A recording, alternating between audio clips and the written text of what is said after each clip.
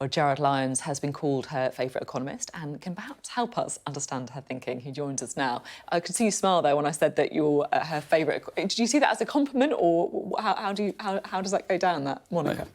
Well, I think economic policies are sound, so I would take that as a positive. Is there much that you disagree with her on then, or do you think is it the direction of travel that you do? Well, lots of people are talking about Truss economics, but Truss economics has yet to really be defined. So it's both what she says and also what she does.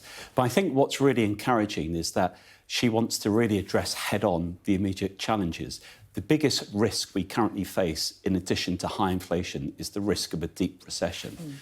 And the two things that she has highlighted that she will address in the next few weeks, the energy crisis and also reversing the tax increases, are the two single most important issues to not just ease people's worries about the future, but they're the two most important issues to prevent that deep recession. The global economy is slowing, might be difficult to prevent a slowdown, but she's taking full action, in my view, or will do, to address that risk. So you don't think that a recession is inevitable? A recession's not inevitable. Look, the two big issues, as I say, the energy crisis. By capping prices, she will take the risk away from people and from firms. The government will take on the risk. So that's an important factor. Also, it will cap inflation and, in turn, inflationary expectations. And then in terms of the taxes, clearly, if we went ahead with the planned tax increases, it's inevitable that we would have a recession. So coming back to your question, a recession is not inevitable, but the world economy is slowing, and indeed the markets are reflecting that as well. You're talking there about the need to act on energy prices, but also the need to try and keep taxes low as in not raise them more. That surely means we're going to see an awfully big increase in borrowing. The biggest threat to the public finances is if the economy has a deep recession. So that's what Liz Truss is confronting straight on. So therefore, we should be reassured about the public finances and, in terms of that, the borrowing. If we look at the borrowing figures, the markets, I think, will be reassured by measures on the energy front. That removes the worry about growth collapsing. I think the markets will be reassured by Liz Truss, or indeed Kwasi Kwarteng, the Chancellor, today, reaffirming what was already clear, that the Bank of England remains independent. But more importantly, coming back to your question, her fiscal measures are necessary, given the reasons I've mentioned, to prevent a downturn. They're affordable, and they're non-inflationary. Non-inflationary because of the nature of our inflation shock. Our inflation shock has been triggered by supply-side factors exacerbated by poor monetary policy. Not everyone agrees with that, they do. Well, some people do say that cutting taxes or cancelling proposed rise in taxes would be inflationary. The IFS, for example, Paul Johnson, now is not the time for big tax cuts, which could themselves make inflation worse. OK, right. In terms of, first, the energy price cap. 2 weeks ago, Goldman Sachs said that inflation would hit 22%. Yesterday, Barclays said, based on fixing the price, inflation would peak at 10%. So that's a big difference. Also, bear in mind that the OBR, the independent OBR, said that 1%, said this back in March, 1% off inflation saves £5 to £6 billion a year in the full fiscal year. So that's very important.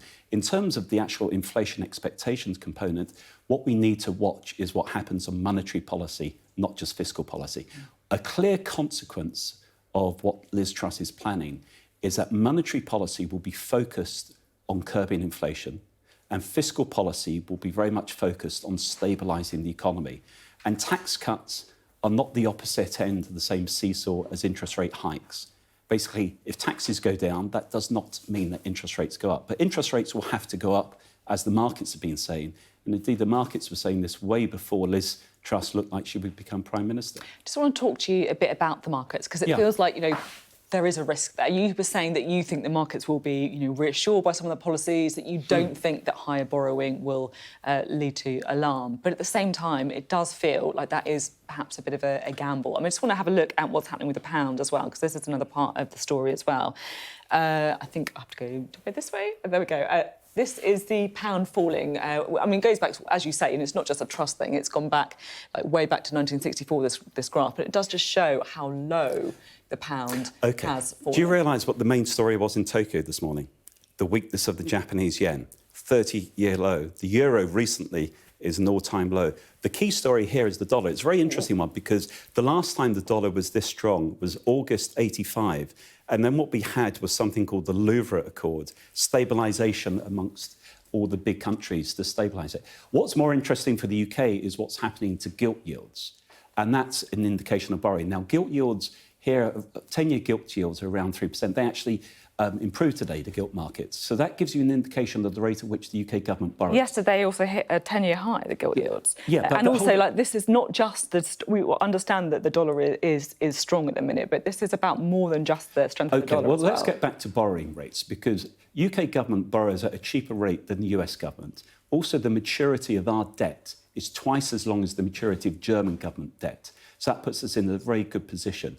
Also, bear in mind that, as I said, if the inflation outlook improves, that improves the borrowing figures as well. What comes back to this is that the markets want to have confidence about the policy.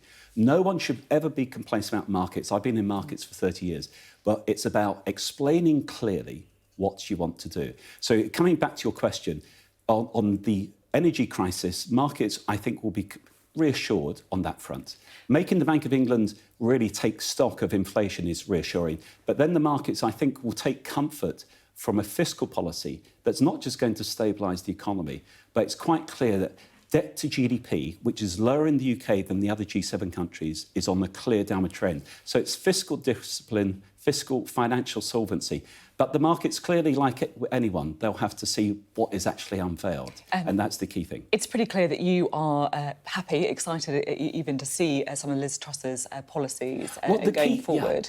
Yeah. She said that she wants to set up a panel of economic advisors to help steer her policy. Are you going to be on it? Well, she said that the weekend. I don't know. Obviously, it's up to the Prime Minister who's on it. But you'd say yes if she picked up the phone to you? Well, it depends on the terms, of course, but the answer is probably yes. But the important thing about who's on it is obviously important. But we need to confront Treasury orthodoxy. Since 2008, trend growth in the UK has been very low. The Treasury says growth is low, more of the budget deficit is structural. A decade ago, they wrongly used that economic thinking to justify austerity, which was wrong. And in the last 2 years, they've used the same economic thinking to justify tax increases. What Liz Truss is saying, let's not be in a hole and dig deeper. Let's actually ask why we can't get stronger growth. Let's get stronger growth, higher wages, and sustain what is pretty good jobs picture at the moment. So let's see what she does. I do think it's a sea change in thinking.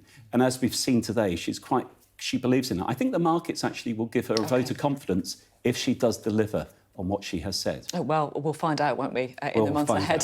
Thank you so much for being on the programme there, Gerard Lyons.